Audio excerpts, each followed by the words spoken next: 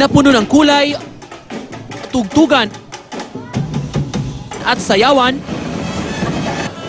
ang sinulog sa lalawigan 2019. Pumarada sila mula sa Kapitolyo hanggang sa Cebu City Sports Center. Libo-libo ang nanood sa ritual showdown ng 5 contingent mula sa iba't ibang bayan at lungsod ng probinsya. Ang nanalo sa showdown, ang Talisay City Central Elementary School na nag-uwi ng 350,000 pesos na cash prize.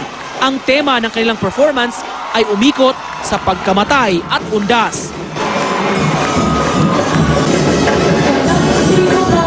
Ang grupo rin ang itinanghal na Best in Street Dancing at Best in Musicality.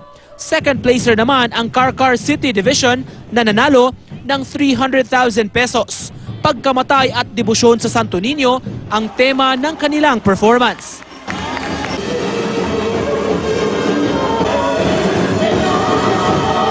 Third placer naman ang Tribu Malipayon ng LGU Consolacion na nanalo ng 250,000 pesos.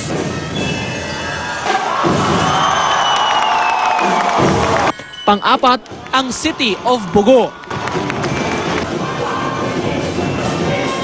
At pang-5 naman, ang Tribo Hinatilanon. Na-impress rin ang mga hurado sa tema na ipinakita ng mga contingents. Pero mas hinahanap raw nila ngayong taon ang mas maraming sayaw. Look for the dance per se. Sinulog is a dance offering. Ayon sa lokal na pamahalaan, umabot sa 15,000 ang nakisaya sa Sinulog sa Lalawigan 2019. Wala namang naitalang nasaktan o naitalang krimen sa nasabing aktibidad. Nico Sireno, Nagbabalita, Pilipinas.